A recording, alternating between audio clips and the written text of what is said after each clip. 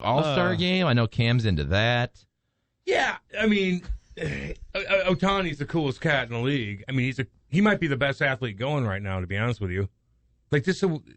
Does it matter you can't understand them? Well, it does. Well, it does as far as marketing. Easy, Stephen A. I mean, I'm just asking the question. It doesn't bother me. I just bring it up. It doesn't bother me but if I'm a GM or an owner of a team, I like for him to speak English. Like, let's be honest here. Like this, like to show his personality and stuff like that. Like that is a factor in my opinion.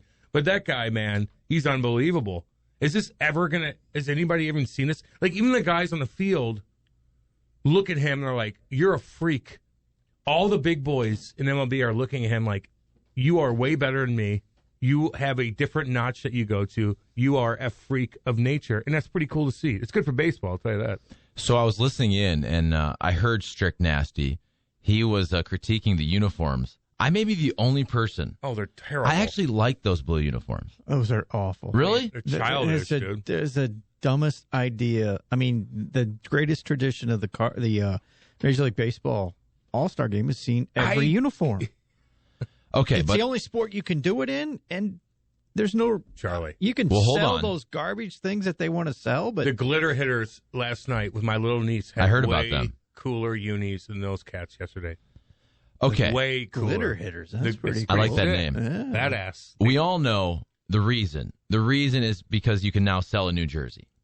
Yes, a new uniform for people to buy. It's funny also, as I go off on a tangent already.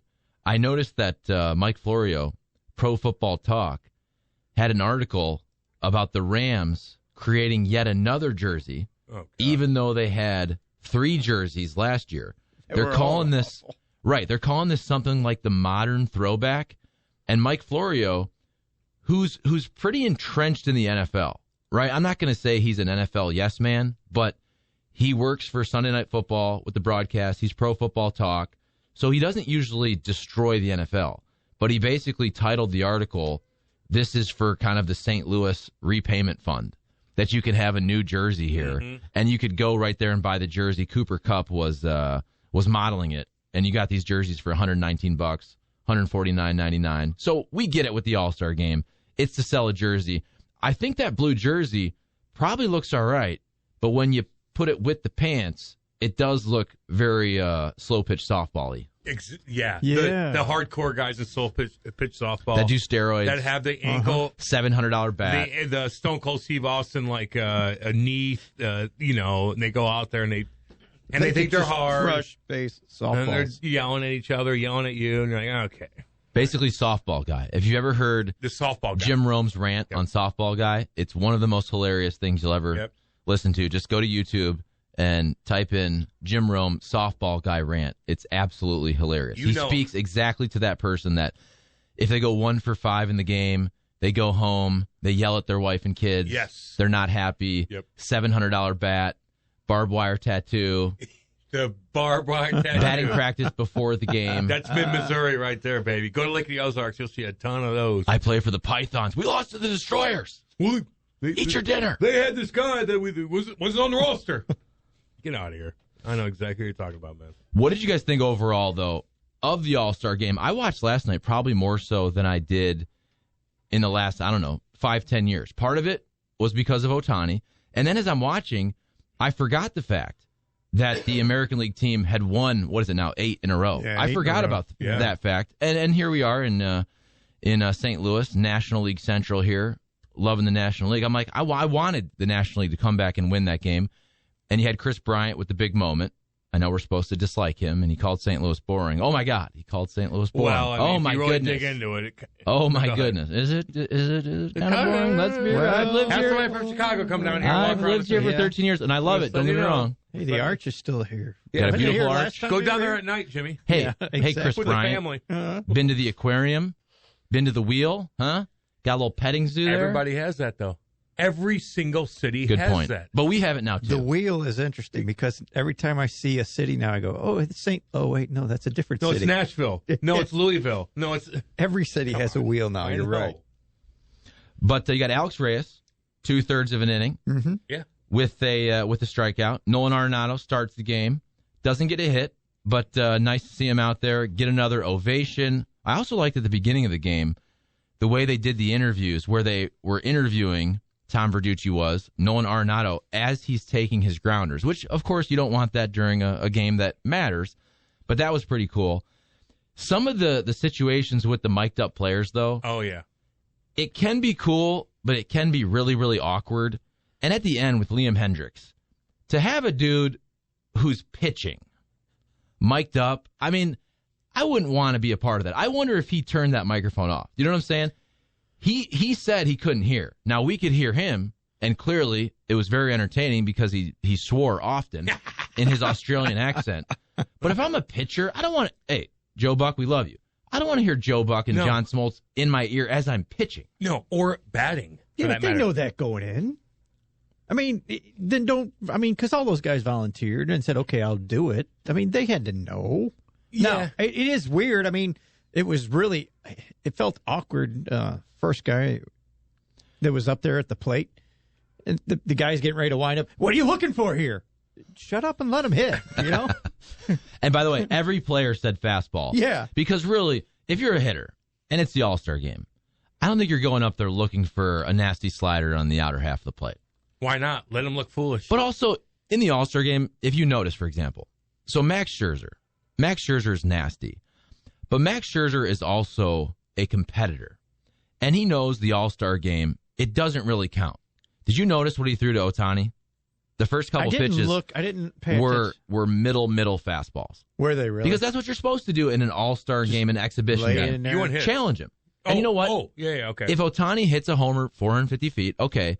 But when you see Scherzer versus Ohtani, do you want to see Scherzer throwing 3 straight nasty sliders or sliders out of the zone that you're hoping Ohtani chases? No, you want to see power versus power. And that's what's cool about an exhibition game. You can do that when it doesn't count. Now, if the World Series home field advantage is on the line, you're going to pitch more like a real game. But I would rather see these guys challenge each other and try to throw 100 and beat you with a fastball. Yeah, until they rip out their shoulder or their elbow. But I don't think Scherzer, he was not going to groove anything for Ohtani. There was no way. I mean, he challenged him. He challenged him, but he wasn't going to groove it. Oh, no. That's what I mean. No. Oh, you know what? It'd be great if he hit a home run to start the game. No, we're not. You knew Scherzer was going in. This guy is not going to hit a home run off me in this game. Right. And it's not like the All-Star game. Where was that? Was it Minnesota? I was up there for the Jeter farewell. Yeah, the Jeter. Where you had the faux controversy because Adam Wainwright gave up. I think he hit a single the other way. Yeah. Jeter did. And then he said, pipe one in there. And it became this huge controversy where we went and interviewed Adam Wainwright again. We interviewed him twice in the All-Star game, where usually those guys leave. Right. They're on their planes and out of there. And we interviewed him a second time because it was so controversial. But also, that's what usually happens. It usually happens a guy at the end in his final All-Star game or in his final at-bat, if it doesn't really matter. You try to let him get a hit and get his little ovation as he goes off. Right. I'm not saying that Max Scherzer was giving Ohtani anything. But I do think he was going to throw his best fastball and say, let's see if you can hit it, big boy. He almost got his head taken off, too, by Guerrero. Yeah. That was inches away from beating him right in the head. He almost ducked right into it. And then you saw it to the point of Scherzer being a competitor. Vladdy went over and kind of gave him a hug, but you could kind of tell Scherzer wasn't all in on the hug. He's like, all right, hug, go away. Yeah, I like that, Max. Imagine Max Scherzer hit 60 home runs. Imagine that's the kind of craziness that Ohtani's got going. Well, here's the other thing that we don't talk about because it's not as sexy, but it kind of is. Ohtani's also super fast. He can do everything. Not only steals bases. Yes. Not only is he an amazing pitcher that can throw 100, hit a ball 500, he has something like, I think he has 10-plus steals. I heard, and I'll look it up here, but I heard a stat that he was the first player... On pace for 25, I think it is, this year? Yeah, he was the first player ever to have 10 starts, 10 homers, and 10 stolen bases before the All-Star break. He's supposed to have 60 on pace for 64 home runs, an OPS of over 1,000. I mean, crazy stuff. Just unreal. And then, happening. over 200 strikeouts. It's unheard of. I guess... It makes me think, guys, of greatest two-sport athletes I ever saw. You go, okay, Bo Jackson's always near the top, right?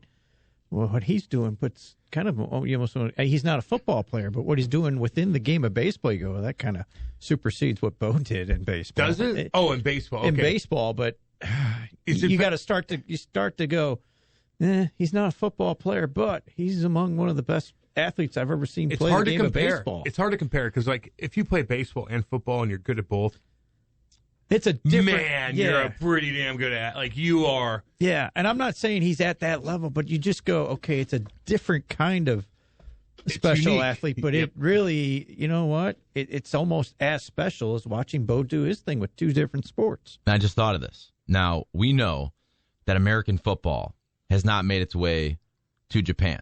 I don't know if it will. But let's say Shohei Ohtani, with his physical skill set, let's say for whatever reason his family moved to the United States when he was 2. Take that body, that arm strength, he's 6'4", 210, and he can run. So if he's over here and he's playing football, he's probably a freaking amazing quarterback. Probably Honestly. right. Yes, he is. Of course he is. He's an athlete. That's where I'd rather play baseball than football, probably. The quarterback thing is the one. Different. It's the one different. You're right. thing that differentiates. Which why when you're going back to that Kyler Murray situation, it's easy to say, okay, now football versus baseball, especially with the A's, a team known to be cheap. They're never going to resign you. They're going to trade you. Also, you hear about the stories with the sewage at the ballpark. Oh, that thing. They're always either trying to leave or get a new stadium. And then, okay, football, is it more dangerous? Absolutely. Okay, but also if you're a quarterback, if you're thinking CTE, I look at that differently, especially with the new rules. I mean, everything now benefits the quarterback. Yep. You're basically not allowed to touch that guy. And if you're Kyler Murray and you can run around, it's not like you're on the line of scrimmage as an O lineman, D lineman, butting heads 100 times per game. Mm-hmm. And that's where that quarterback money, that's a different ball game than any other position. You're a superstar. Even if you're the 17th best quarterback, you're going to make $20 million for some of those years. And everybody talks about you all day, every day, and you could monetize that in so many different ways. You are a legit superstar. Your face is everywhere, no matter who you are. If you're a quarterback, you're the most important person on the field, one way or the other, and you could benefit from that big time. But you're getting rocked. You're still getting rocked. I don't care about the rule. Like, you're still getting rocked. Where Ohtani might get hit by the ball once in a while. And he's just kind of just doing his thing, hitting homers, jogging, doing this, maybe steal a base here and there. Like, it's, I don't know, but you're doing it every day. And so you look at his numbers, and we talk about the homers. So leading the league, 33 homers. He's leading the league in slug, 698. Leading the league in total bases, 210. You forget, he's leading the league in triples with 4. The most exciting thing ever is seriously. A triple. Yeah. And the dude is not this little engine that could. He's not a 5'9" dude. Tommy Edman. He's 6'4", 210, and 70 RBIs. And as I mentioned, he has 12 stolen bases, so he's on pace to get over 20 stolen bases. What I think is really, really interesting is you also forget that the whole situation with his contract and the posting fee, where he came over here and he's not making amazing money compared to his talents. And he's also a guy he's 27 years old. So his deal is 2 years, $8.5 million for this year and for next year. So after 22, when he's going to be about 29-ish years old, what do you think that contract looks like? Again, if the best pitchers in baseball are if Garrett Cole gets 36 million AAV, and if Mike Trout gets similar, 35, whatever it is, AAV as the best position player. Now, you can make the case, okay, Ohtani, he's more of a DH type, and from a pitching standpoint, they're throwing him, every 6 days? So it's not like he's making 34 starts, but he'll probably make, so this year, how many starts does he have? I think he's on pace for about 25-ish. Let's see, he has 13 starts through how many team games? He's played in 84 games as a player. So maybe he makes 24, 25 starts. But still, you got to think a couple years from now, that's a $30 million position player and a $20 million pitcher.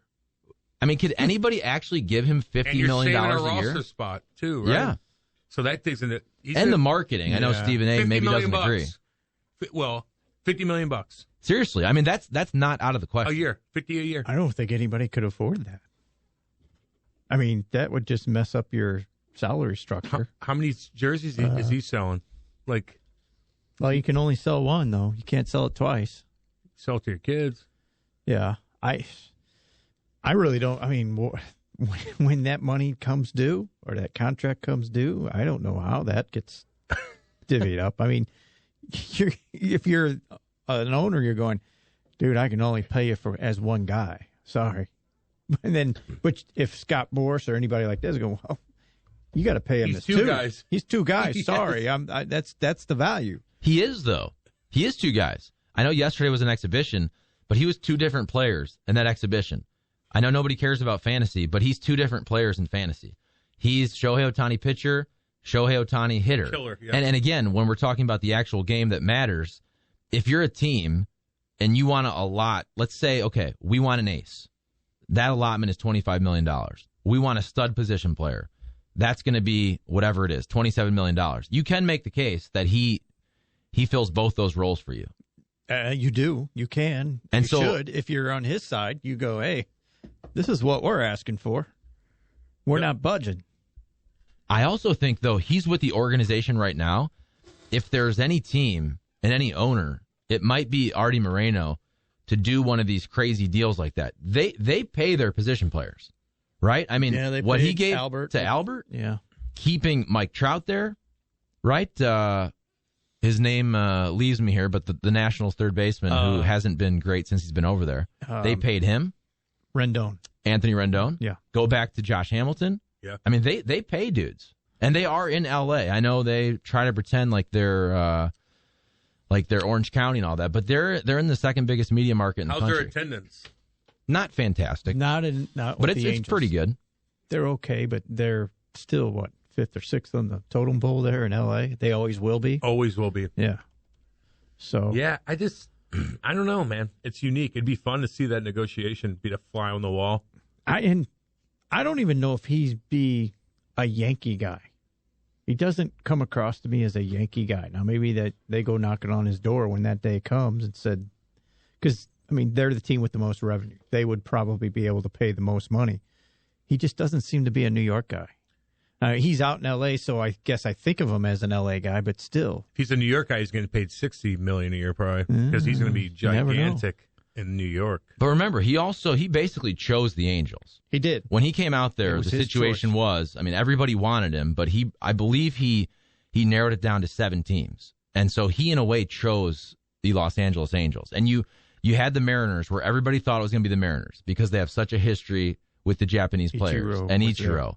And he chose an Angels team that, look, the Angels don't have the history. They have nowhere near the history of the Dodgers, of the Yankees, of the Cardinals. Yeah. So the fact that he chose that market, it would not surprise me if they get close with that number. And remember, they paid Trout before he hit free agency. They did. So they have that advantage where they have the next basically year and a half where they're the only team that can negotiate with Shohei Ohtani. What did he make in Japan? I don't know. What do they make over there? When did he? So he came over here a couple years. How long ago did he come over? He's been here 4 years now. 4 years. Was he making good money there? I'm sure he was making okay, but I don't think they make anything close to what they're making. Yeah, but he was here. like the biggest of the big, probably over there, did everything. I really have no reference on what the dollar figure is. It does kind of suck that he's with the Angels, to be completely honest with you. I agree with that. Right? Yeah. Like, I'd rather him see him with the Dodgers or the Yankees or Red Sox. Albert got lost out in L.A. with the Angels. He did, dude. You know, he got his money, but smothered there. The rest of baseball, if he didn't break a record, you didn't hear about him the next day. You're like, hey, Albert broke a record. Oh, he hit number 6, 500 and 575. You went, oh yeah, there's the highlight. But on a daily basis, you're hidden, man. You go, oh yeah, Pujols is out there. Yeah, I don't watch them. It's kind of the same thing with Trout. He is, up until Ohtani showed up, he was the best player in the game. And you kind of went, oh, did you see that highlight last night? You don't sit and make it appointment television to watch Mike Trout. You don't.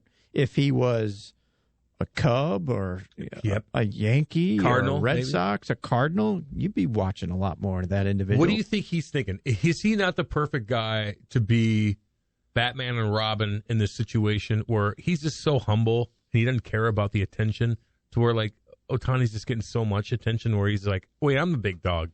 But you're getting that? I don't know. You hear about this in every other, organization or league or whatever the case is, but I think Mike Trout's like, yeah, I like him. Do your thing. So it's kind of a good pairing over there. Yeah, I agree. I would think if there's any superstar, Mike Trout probably is happy with the fact that Shohei Ohtani is getting so much attention. He just doesn't seem like the guy that cares about that. That's He just true. Head down, put up ridiculous numbers. I know he's been hurt this year, but you've always heard these articles about why doesn't Major League Baseball, why don't they market Mike Trout better? And Rob Manfred has even said, look, that's not really who he is. Yeah. We've tried, and it's all good. He does exactly what he wants to do. But also, if you're an introvert and you don't want to do every commercial, then don't do it. You're going to look dumb anyway, right? You see some of those guys that are forced to do things. They're like, I'm Mike Trout. This is Wheaties. You're like, okay, I also, though, watching Ohtani, and we've really been watching him a lot this year because he's exploded. Even though he's Rookie of the Year 4 years ago and he was hurt with the Tommy John after that. But he's been hitting the last couple of years. You had COVID last year, so it was a little bit of a different situation. But watching him, even though we haven't heard him speak English, and maybe we will down the road. And they did the interview yesterday during the game through a translator. It's all good. But you do see him. He has fun out there. You see him smiling. You see him, he hits a line drive, and he kind of... Well, he better smile. Okay, but some come on. Some guys are more just, hey, they don't show emotion, all that. He does seem like a pretty fun dude. You better smile. You're the biggest boy going. The cameras are on you. All the guys, even the big dog players, are looking up to you. I hope you have a smile on your face and have fun out there.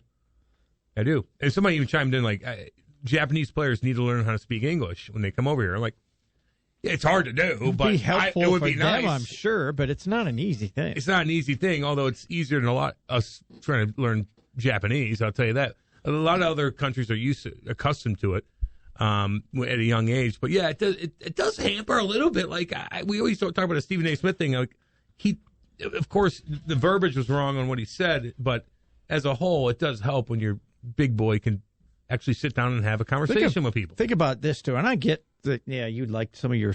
I mean, you want your stars to be able to communicate with your fans by speaking English or the native language, whatever country you're in. But part of that is okay. Let's say Shohei. I can't even say that right. Shohei. Yes, Shohei. He's learning some English, okay, but he's not comfortable in a question and answer session because he doesn't understand everything. So he doesn't want to get out there and get exposed and say something stupid. Or even the ball club is probably telling him, hey, why don't you just let the interpreter deal with this? Because all it takes is one accidental thing that he just doesn't understand, and he misspeaks and he says a word, and you go, oh, this guy's a clown. I think it's the opposite, though. I think if you don't speak English well and you do make a mistake, people are going to be on you. They're going to laugh at it, and you're going to be... I don't know. I think they're going to look at you different. What does a rub-off mean? That kind of stuff. Right. I think people are going to jump on that and be like, I want you to try to speak English. It's going to be hilarious. Hold on. And we're going to like you more. To be fair, and I love Vladdy. He knows exactly what it means. I don't think he did in that particular scenario. Because the question was, I think, if I remember, we can bring it up. I believe the question was, Ryan O'Reilly, the way he plays, does that rub off on his teammates? And Vladdy said, what's a rub-off means? And then you saw both Alex Petrangelo and Ryan O'Reilly start laughing. And don't get me wrong, was that a hilarious moment? Yes. Are we having fun in a self-deprecating way? Yes. But also, you're poking a little bit of fun at Vladdy, too. It's not... Well, yeah. So I can understand why an athlete doesn't want to put themselves out there for that as well. Oh, I think it'd be great. No, I think it's fantastic. But you can understand how they might look at that differently. There's some individuals that just don't, they're too self-conscious and they just don't want to be. Completely agree with that. Not everyone, but you're still relaying a message to somebody else, and they're trying to interpret what you're saying and remember everything, and they're probably screwing things up where you're like, no, what'd you say there? So, it probably goes both ways. Oh, I think there's a lot that gets lost in translation in that part. We should play that game. Hey, play that game. Remember we played that game in school? Telephone? Where you tell, exactly. You tell, and it goes, and it goes, and it goes. And by the end of it, it's like the complete. So I think it goes both ways. I just think that some of these guys, man, you come over here, just try to talk. just to see what you got. And if it's so bad, then don't do it. But if you're funny and stuff, and you know when to do the interview, if you win a game or something like that, don't go to him after a loss. But I don't know. It's just me. It's weird, but it's nice to have your guy be able to have a communication with the fans. So this actually surprises me because I would have thought that last night's ratings would have been pretty dang good, in part because of Ohtani and some of the controversy because of Stephen A. Smith. So this is from a couple hours ago, the overnight ratings. In the latest TV ratings, Fox's coverage of the MLB All-Star Game averaged 6.76 million total viewers. That's per affiliates, down just a tick from the preliminary numbers for the 2019 contest, which was 7.1 million. Obviously, there was no All-Star Game last year because of COVID. So 2019, the initial number, 7.1. Last night, 6.76. But what I thought was also interesting, see, that surprised me. I thought it would be higher this year. But after the Stephen A. Smith comments, I don't know if you saw this, but MLB, their official communications, put out a tweet, and the picture was Shohei Ohtani pumping his fist as he's rounding the bases, hitting a home run. And it says, the first half of the 2021 MLB season has seen significant increases in media consumption compared to 2020. Now, also, I mean, I don't know if the 2020 comparison is fair because it was weird with COVID, but also you had nothing to do. So TV was much more of an option if you're not able to go out and about as much and do your normal life things like you could in 2019. But national television in 2021 for baseball compared to 2020, ESPN Sunday Night Baseball up 26%, Fox Saturday Baseball up 32%, TBS up 49%, FS1 up 78%, MLB Network up 34%. So that was MLB's way of basically saying, shut up, Stephen A. You don't know what you're talking about. More people are actually watching baseball. Yeah. And a big reason for that is Shohei Ohtani. I agree with that. So somebody chimed in and goes, 3 and 4 chimes in and goes, so why isn't Vladdy Jr. getting called out for his English or lack thereof? I mean, I don't know. I think his English it's broken English. It's not horrible. He doesn't use an interpreter. That's just, it's okay. No, you're talking about, are you talking about Vladdy Jr. or Vlad Jr.? Tarasenko? No, Vladdy Jr. Yeah, he also uses the translator. That's the thing. Sorry. Yeah. Oh, yeah. Sorry about that. Yeah, no. At the end of the game, Vlad Guerrero Jr. won the MVP. He spoke through a translator. Shohei Ohtani spoke through a translator during the game. They had a bunch of interviews with the players that spoke English during the game. So that's just a part of it. I mean, a lot of these guys do speak English. They're not comfortable doing it. Yeah, and that's fine. What if they don't like doing media? Yachty still does that every once in a while. I know. He still goes through an interpreter from time to time. Again, it's not the most ideal situation. You want your big boys to be able to speak, man. It is what it is. And those guys know more English than you think, in my opinion, because you're forced into it over here. Like you can't just walk in somewhere. There is times it's used as a crutch, and I don't want to talk to these guys. I don't know. I don't know. Well, I had this this experience with Edgar Renteria when he was with the Marlins. I had to go into their locker room when they were here. It was the night that they traded Piazza, and they were just shipping players off after winning the World Series. And WQAM said, hey, can you go in and get sound in the locker room? And I looked in that locker room. I go, there's nobody in here to talk to. I mean, they just had a bunch of AAA guys. And I go, oh, there's Edgar. So I went over to Edgar, and I said, hey, do you have a couple seconds? He turned, he looked at me like, these eyes are real big, goes, I need an interpreter. And I went, oh, you know what? I just said, don't worry about it. I'll get you next time. And I later found out he speaks a little bit, but he just, that's kind of like, I don't want to do this. And I couldn't blame him. They were a terrible team. There really wasn't much to talk about, but that was the job I was given. Hey, go get sound.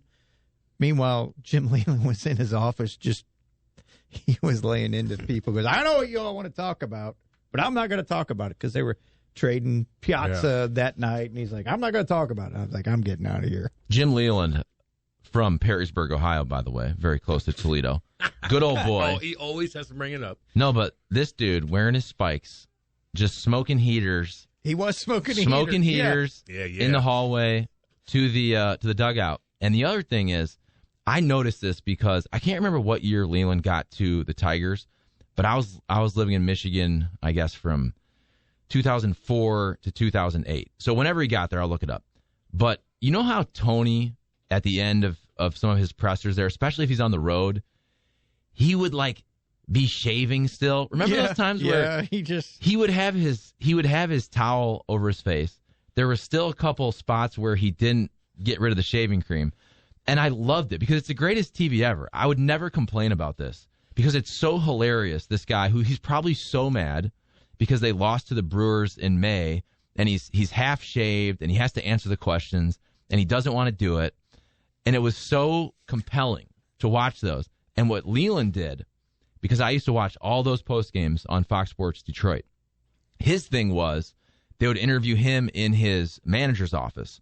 So it wasn't the podium situation that we had or that we have at Busch Stadium. We're going to obviously go back to once all this COVID stuff. By the way, Friday, I guess they're going to stop doing some of these Zooms so that you're going to have more on the field stuff with the players. Pre-game stuff? Pre-game. Okay. They're still going to do post-game Zooms. Okay. But because, if you're fully vaccinated, you get your card, you're on the field, you don't have to wear the mask and all that. So we're going to go back to some of the pre-COVID stuff in terms of pre-game.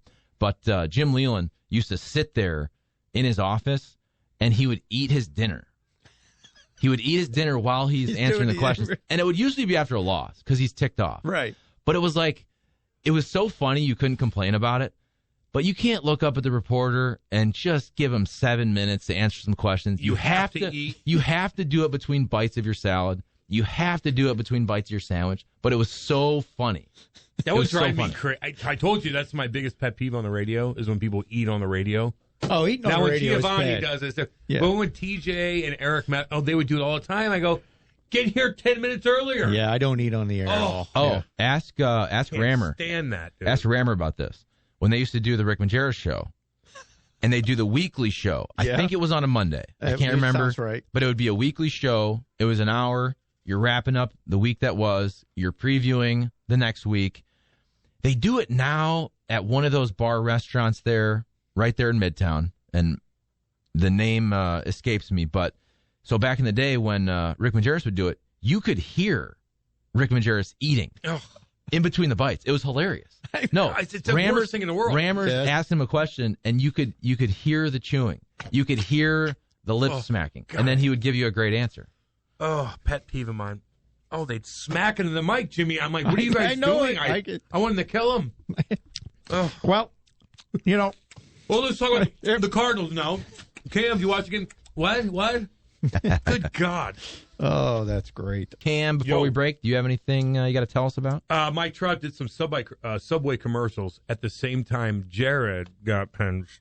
Did he? Hey, Subway went through some weird times the past couple years, didn't they? Did. I had Subway today, too. It was actually quite nice.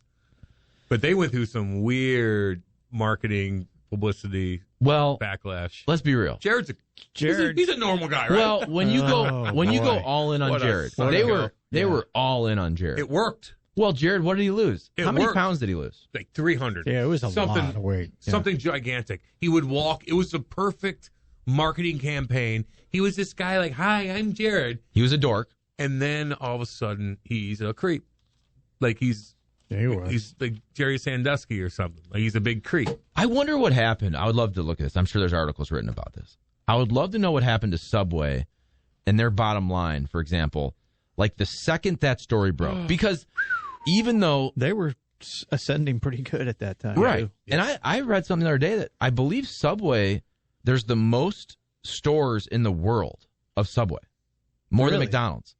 That Subway has more stores across, we're talking the entire the entire world. That Subway has the most stores. It's a smaller store. It's easier. You don't have as much you don't need the fryer. Everything's simplistic there. Right. It's real quick. Boom, boom, boom. It's done. It's easy to have a store. It's easy to have a Jimmy John's. It's easier to have a Subway than a McDonald's. McDonald's is all going to a McDonald's. Like there's a ton of machinery. And it looks like it costs off the wazoo. Where in Subway, it's just like you put that in the microwave or you do that. It's there. Okay, so there's a 2020 article. There's also one from 2017. It says, despite the seeming ubiquity of McDonald's Golden Arches and the Starbucks Twin-Tailed Mermaid, sandwich chain Subway actually has the most locations of any restaurant worldwide. This is 2017. Subway had 43,912 stores around the world, beating second place McDonald's at 37,241 and third place Starbucks at $27,339. So that was 4 years ago, but I'm guessing it's pretty similar. If you're going to throw money down on any fast food restaurant, what would it be? Go ahead, Jimmy. What would it be? To own it? To own it. You know I'll give you my answer, but go ahead. What do you think it is? There's one that just sticks out more than anybody. It's the most organized thing. Now, hold on. Okay, so you're saying Chick-fil-A. You know what I'm talking about. I look at Chick-fil-A in a different Here's realm. Number 2. I'll give you number 2. Go ahead. But, okay, are you counting like a Chipotle? Because I look at Chick-fil-A, I actually no, I'm hold not it in such high regard that I don't even equate it with McDonald's and Taco Bell. Can you go by? Can you do drive-through at Chick-fil-A or no at Chipotle? No, you got to walk in. I don't there think you can. They have some windows you can walk up to. The second one, in my opinion, though, is Culver's. Okay, they are. Okay. They're just like Chick-fil-A without all the controversial They get people stuff through that drive-through pretty quickly. They are fantastic, and their butter burgers are unbelievably good.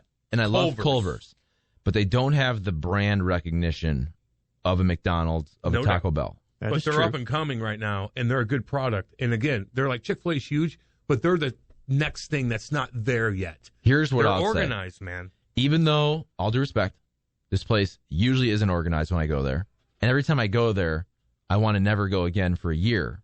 But with the weed legalization everywhere across this country, there's always going to be people going to the bars. And where do you go afterwards? Just a late-night Taco Bell run, I feel like never goes out of style. Even though you I'll go make there, my own tacos. Wait till you get older. I don't know. Wait till you get older, okay. and you go, I don't think I get so. that, Not anymore. but look, even if your niche is high school, college, I mean, you got a nice 10 or 20-somethings after they go to the bar. That's like a 10-year run where Taco Bell owned it. Yeah. When you were in high school, college, you had no money in college, couple years, when you're first not making any money, whatever, you go to the bars. From that, like, age 15 to 24, it depends. Taco Bell is real strong. So if you're by a college, Taco Bell's easy. It's probably cheaper. You could buy cheap tacos. Culver's a little bit more expensive. Chick-fil-A might be a little bit more expensive. But if I'm in, like, Eureka, Culver's is packed at 4 o'clock in the afternoon. They are packed. Till 10 o'clock at night. And it's complete. Like, they have different people working here and there. Like, it is a legit place to eat, man. It's good for fast food compared to McDonald's. It's so no, Culver's is very good, and the shakes. I think I said this because it happened in Cincinnati when I came on with you and Matt Whitener the next day. But I was in Cincinnati for opening day. Oh yeah, and I was working all day, freezing your ass off. And so I get home, and the hotel was at. You look miserable. Look, they didn't have a restaurant. It was bad that day. Oh, it was freezing. Thank you, Reds, by the way, for my seat being outside. Appreciated that. Yeah. But the night before, I'm just going around, and then I got to a point where I just didn't want to sit down at a restaurant. They had every fast food option. I think I tried 2 or 3 other ones, and they just didn't have what I wanted, or they didn't even have, I think I went to Burger King, and they were like, we don't have any fries. No, they said their fryer was down. I'm like, how do you even operate right now? So then I went to, right, that's a tough break. Anymore. So I went to Taco Bell, and I'm telling you, the lack of effort they put into these tacos was so laughable. I mean, I looked at him and I just laughed. And I'm like, you know what? I wouldn't care either. If I were you and some idiot like me comes through at 1 a.m., I would probably put no effort into the tacos either. But I opened them up. There was like nothing in them. I know. It was like they just threw whatever the hell they wanted. They scraped it off the floor and they just put probably did. They sweeped it up. Jack in the Box is up there. I like Jack in the Box. But again, the two classiest is Culver's and Chick-fil-A right now, man. Chick-fil-A. They are. That drive-thru thing they got. So it's great. It's so efficient. Yeah. It's just it's absurd.